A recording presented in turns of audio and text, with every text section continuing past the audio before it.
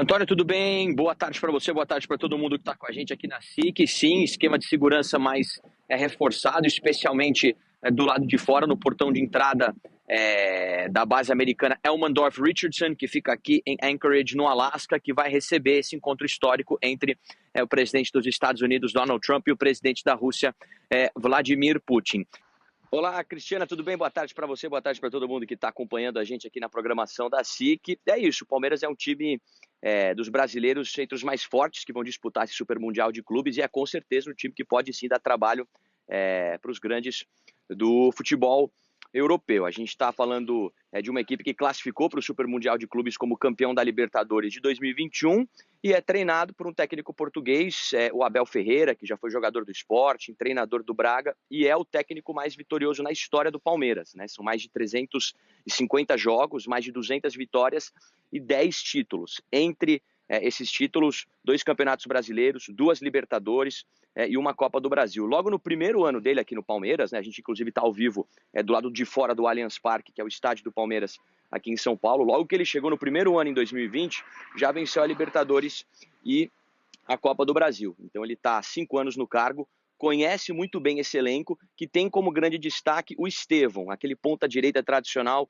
vai para cima da marcação, jovem de 18 anos, já está na seleção brasileira, foi convocado pelo Carlo Ancelotti, titular inclusive no jogo contra o Equador, e depois do Super Mundial de Clubes vai se transferir para o Chelsea da Inglaterra. Uma das principais linhas de investigação era importação irregular de metanol, um produto altamente inflamável e tóxico pelo porto de Paranaguá, no sul do Brasil.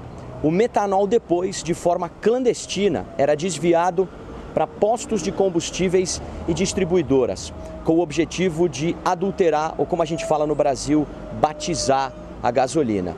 O crime organizado lucrava quando o consumidor pagava por uma quantidade menor e uma qualidade pior do que, na verdade, estava indicado nas bombas.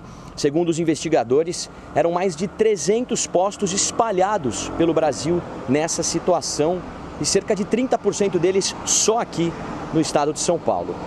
E não para por aí. Anthony Wells, correspondente da SIC no Brasil, junta-se a este SIC Notícias Direto. Boa tarde, Anthony. Resta saber a esta hora o que é que já aconteceu na sala de audiências e o que é que se prevê que ainda aconteça hoje.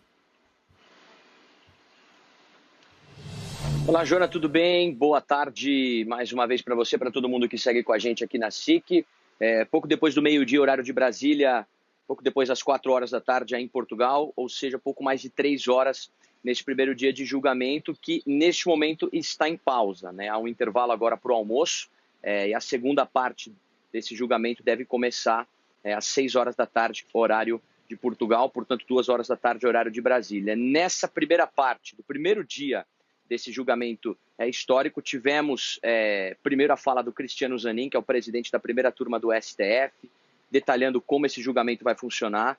Depois tivemos uma manifestação do ministro Alexandre de Moraes, que fez pontos importantes. Ele destacou respeito à soberania do Brasil, disse que a pacificação do país depende de respeito à Constituição e também falou que o Brasil não vai se curvar à intervenção estrangeira e à coação. Isso foi um recado claro para o presidente dos Estados Unidos, Donald Trump, e também para Eduardo Bolsonaro, deputado, filho do ex-presidente Jair Bolsonaro, que está nos Estados Unidos e é alvo de um inquérito acusado de articular as tarifas econômicas com o governo americano para pressionar o Supremo Tribunal Federal em uma tentativa de interferência com esse julgamento.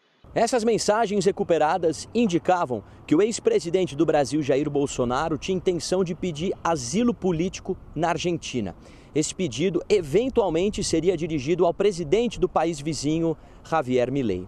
Aqui em Brasília, depois de receber o relatório da PF, o ministro do STF, Alexandre de Moraes, deu um prazo de 48 horas para Bolsonaro depor e prestar esclarecimentos. Vamos fazer aqui uma pausa na nossa conversa para irmos em direto para o correspondente da SIC no Brasil, Anthony Wells. Boa tarde. Os jogadores brasileiros Fabinho e Tiago Alcântara foram colegas de Diogo Jota no Liverpool e estão em Gondomar. Há um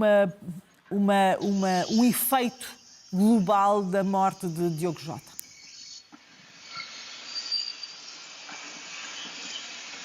Olá, Tereza, tudo bem? Boa noite para você, boa noite para todo mundo que está acompanhando a nossa cobertura especial aqui na SIC, pois a gente continua repercutindo bastante essa notícia muito triste por aqui. Entre 2016 e 2025, Diogo Jota, ele passou por 3 clubes, né? O Porto, o Wolverhampton e o Liverpool, e nesse período ele jogou com 12 brasileiros, né?